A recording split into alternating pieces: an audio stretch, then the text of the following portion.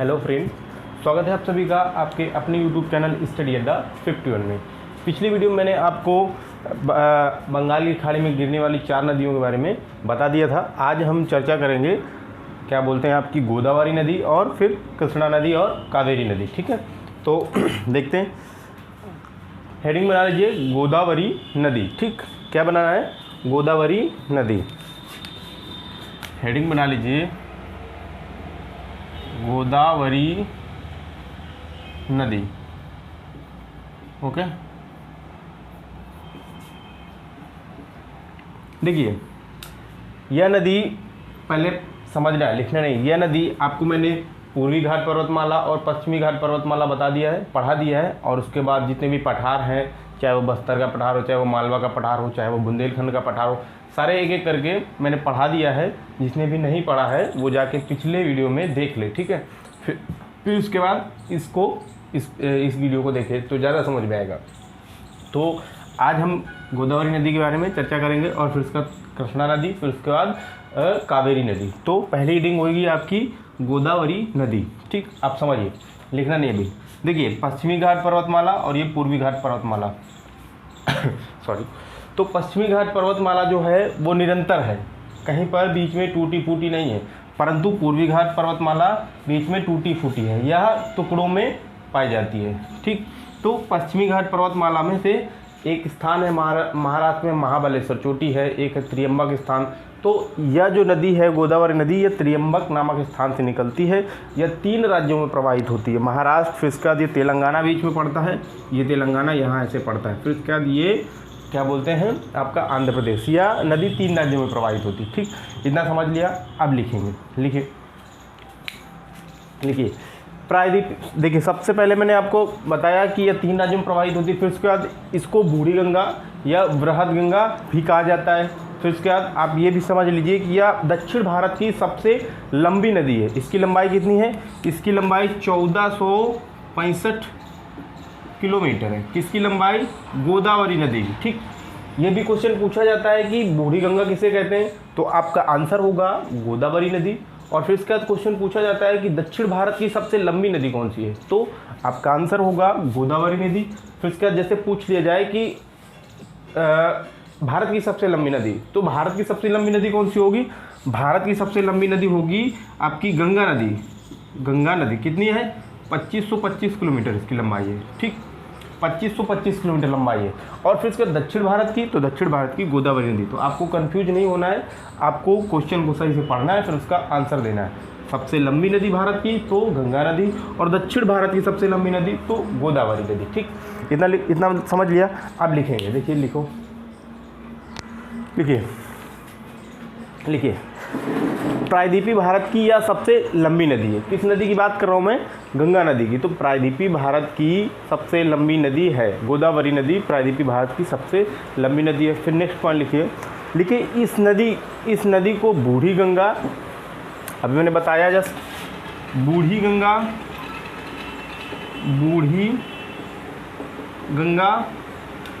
वृहत गंगा, क्या आपको लिखना है। इस नदी को बूढ़ी गंगा, वृहद गंगा या दक्षिण की गंगा की भी संज्ञा दी जाती है। ठीक, फिर उसका नेक्स्ट पॉइंट लिखिए इसकी लंबाई मैंने भी बताया, इसकी लंबाई 1465 किलोमीटर है। इसकी लंबाई 1465 किलोमीटर है। फिर इसका नेक्स्ट पॉइंट लिखिए गोदावरी नदी महाराष्ट्र में पश्चिमी घाट पहाड़ी पर स्थित नासिक के त्रियंबक नामक स्थान से निकलती है। कहाँ से? नासिक के त्रियंबक नामक स्थान से निकलती है।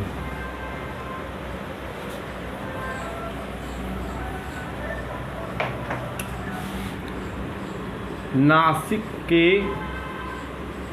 कहाँ पर है? महाराष्ट्र में। तो नासिक के त्रियंबक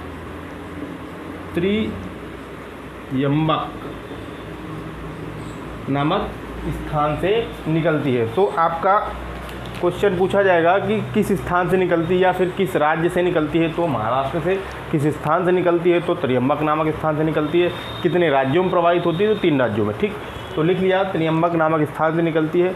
फिर नेक्स्ट पॉइंट लिखिए नेक्स्ट पॉइंट पे लिखना है यह नदी 3 राज्यों में प्रवाहित होती है। नंबर 1 पे लिखिए महाराष्ट्र, फिर नंबर 2 पे लिखिए तेलंगाना, फिर नंबर 3 पे लिखिए आंध्र प्रदेश। ठीक, तो क्या लिखा आपने? आपने लिखा यह नदी 3 राज्यों में प्रवाहित होती है। कितने राज्यों में? महाराष्ट्र, आंध्र प्रदेश, तेलंगाना। फिर इसका लिखिए 3 राज्यों में प्रवाहित होते हुए यह बंगाल की खाड़ी में गिर जाती है। ठीक, बंगाल की खाड़ी में यहाँ गिर जाती है। ठीक, अब नेक्स्ट पॉइंट लिखिए लिखिए आंध्र प्रदेश में यह नदी पहुंचकर 2 धाराओं में बट जाती है। उत्तर की धारा को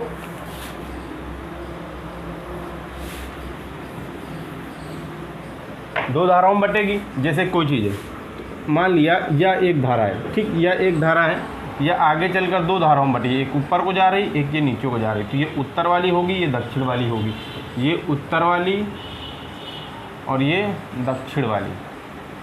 ठीक, तो उत्तर वाली धारा का क्या नाम है? गौतमी गोदावरी। गौतमी गोदावरी। और दक्षिण की धारा का क्या नाम है? विशिष्ट गोदावरी या वशिष्ठ गोदावरी। विशिष्ट गोदावरी या वशिष्ठ गोदावरी। वशिष्ठ गोदावरी। ओके, आपसे क्वेश्चन पूछा जाएगा कि आंध्र प्रदेश में गोदावरी नदी 2 धाराओं में बट जाती है, तो उत्तर की धारा का नाम बताइए। तो उत्तर की धारा का आपका क्या नाम होगा? गौतमी गोदावरी। और दक्षिण की धारा का विशिष्ट या वशिष्ठ गोदावरी। ठीक है, तो यह हो गया जब ये आंध्र प्रदेश में 2 धाराओं में बढ़ती है। इसके आगे लिखिए ये दोनों धाराएं आगे चलकर पुनः 2 धाराओं में बढ़ जाती हैं। ये इसमें बनाना संभव नहीं है, बनाएंगे तो बहुत कंजेस्टेड हो जाएगा, इसलिए मैं जितना बता दे रहा हूँ इंपॉर्टेंट चीज़ मैं बनाता हूँ। ठीक है, तो जो क्या बोलते हैं, गोदावरी नदी आंध्र प्रदेश में 2 धाराओं में बढ़ती है, एक गौतमी गोदावरी और एक दक्षिण की धारा वशिष्ठ गोदावरी। और ये धारा पुनः 2 धाराओं में बढ़ जाती हैं। ठीक, मान लेते हैं पुनः 2 धाराओं में बढ़ जाती हैं। ठीक, तो जब पुनः 2 धाराओं में बढ़ती हैं तो ये कई धाराओं के रूप में दिखाई देती हैं। ये कई धाराएं जाकर डेल्टा का निर्माण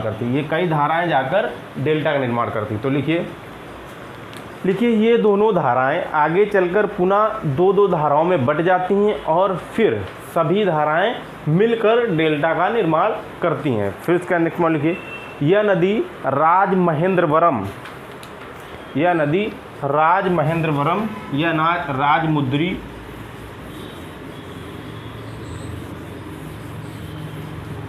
लिखना है। नेक्स्ट पॉइंट लिखना है गोदावरी नदी राजमहेंद्रवरम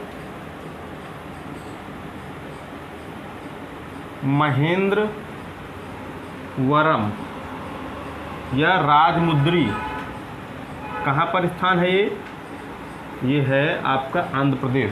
तो यह नदी या गोदावरी नदी राजमहेंद्रवरम या ब्रैकेट में लिख लीजिए राजमुद्री के पास अपना डेल्टा बनाती है। ठीक, तो आपसे क्वेश्चन पूछा जाएगा कि गोदावरी नदी किस स्थान के पास अपना डेल्टा बनाती है, तो आपका आंसर होगा, आपके 4 ऑप्शन होंगे जिसमें से ये 2 में से कोई एक ऑप्शन होगा, या फिर ब्रैकेट में ये भी ऑप्शन होगा और ये दिया होगा।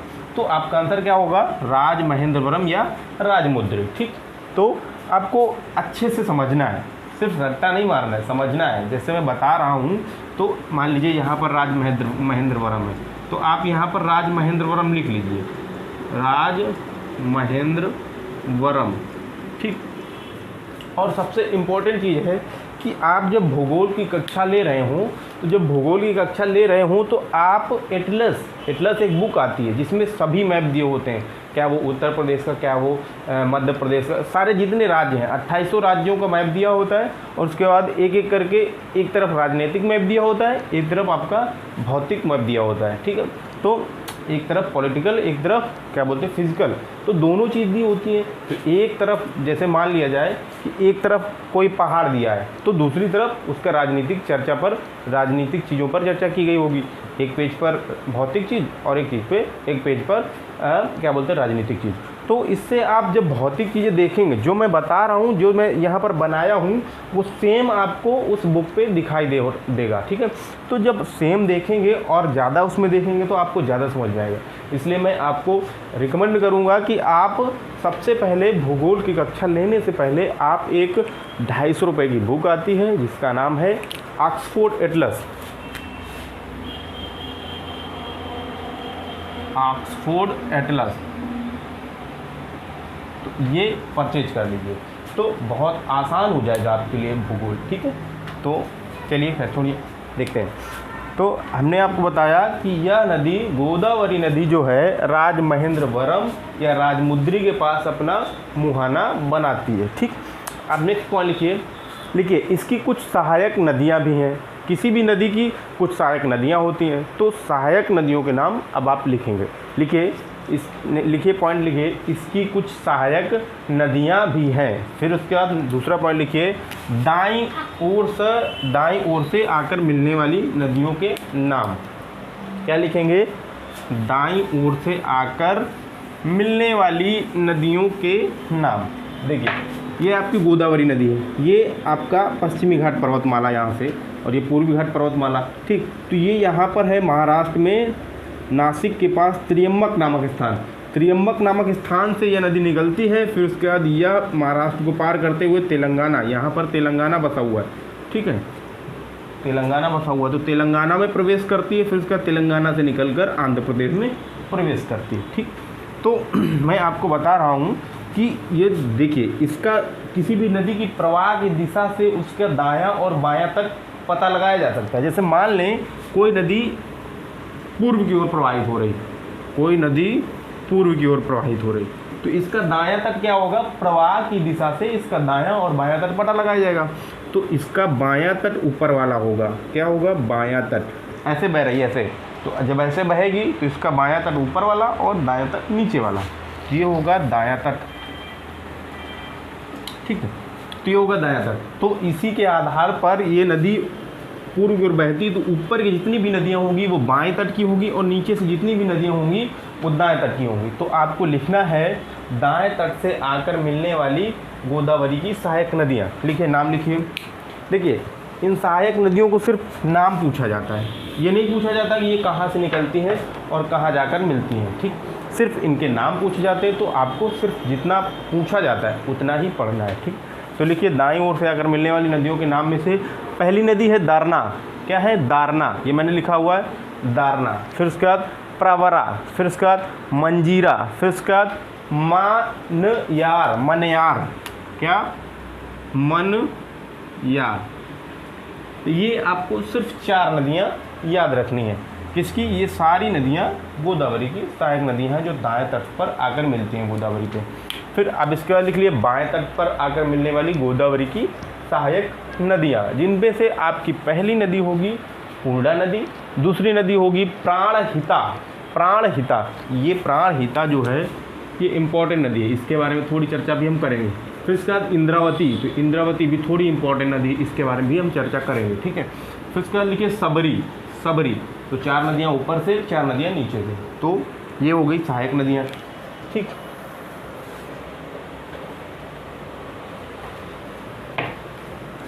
अब लिखिए नेक्स्ट पॉइंट लिखिए प्राणहिता। इसकी प्राणहिता गोदावरी की सबसे लंबी सहायक नदी है। आपसे ये क्वेश्चन भी पूछा जा सकता है कि गोदावरी की सबसे लंबी सहायक नदी कौन सी है?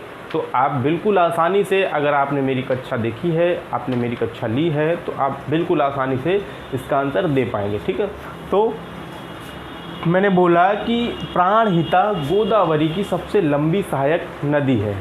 ठीक, फिर उसके बाद लिखिए जो प्राणहिता 3 नदियों के मिलन से बनती है, जो 3 नदियों के मिलन से बनती है। नंबर 1 पे लिखिए पेनगंगा, नंबर 2 पे लिखिए वर्धा, नंबर 3 पे लिखिए वेनगंगा। पेनगंगा, पेनगंगा, वर्धा और फिर वेनगंगा। ठीक, देखिए इसको मैंने मैप में बनाया हुआ है। ठीक, ये नदी आपकी है प्राणहिता। ठीक, ये लिखा हुआ भी है मैंने प्राणहिता। फिर उसके बाद प्राणहिता में 3 नदियाँ आकर मिलती हैं। इधर से आती, सबसे पूर्वी ओर से आती है वेनगंगा, फिर बीच में वर्धा नदी है और फिर इसके बाद पश्चिम दिशा में पेनगंगा है। ठीक, ये तीनों नदियाँ जब मिलती हैं तब प्राणगंगा का निर्माण होता है। जब यह नदी प्राणगंगा कहलाती, तो यह नदी आकर आपकी गोदावरी नदी में मिल जाती है। ठीक, तो ये हो गई प्राणगंगा। प्राणगंगा 3 नदियों से मिलकर बनी है, पेनगंगा, वर्धा और वेनगंगा। ठीक, ये हो गया प्राणगंगा के बारे में। अब लिख लीजिए इंद्रावती, हेडिंग बना लीजिए इंद्रावती। देखिए इंद्रावती को लिखने से पहले आप ये देखिए, ये मैंने इंद्रावती नदी बनाई है। ये यहाँ पर स्थान नहीं है, मैं यहाँ पर केवल समझा दे रहा हूँ। यहाँ पर है बस्तर का पठार। क्या है? बस्तर का पठार। उड़ीसा में बस्तर का पठार है। आपने यदि मेरा इसके पिछले वीडियो में मैंने जब पठारों के बारे में चर्चा कर रहा था तब मैंने बताया होगा कि उड़ीसा में बस्तर का पठार है। तो बस्तर का पठार है, बस्तर के पठार के पास से निकलती है इंद्रावती नदी। अब अभी लिखना नहीं है, अभी बताऊंगा मैं जब लिखना है।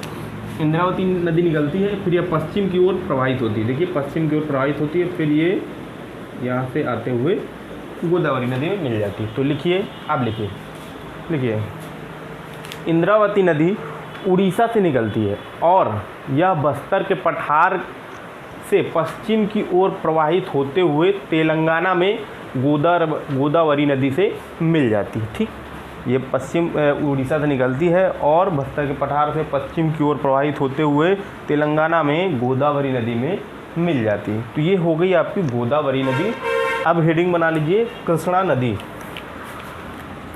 ये आपका गोदावरी नदी खत्म, अब हेडिंग बनाएंगे कृष्णा नदी। कृष्णा नदी। ठीक, इसके बारे में लिखिए, इसके बारे में लिखिए।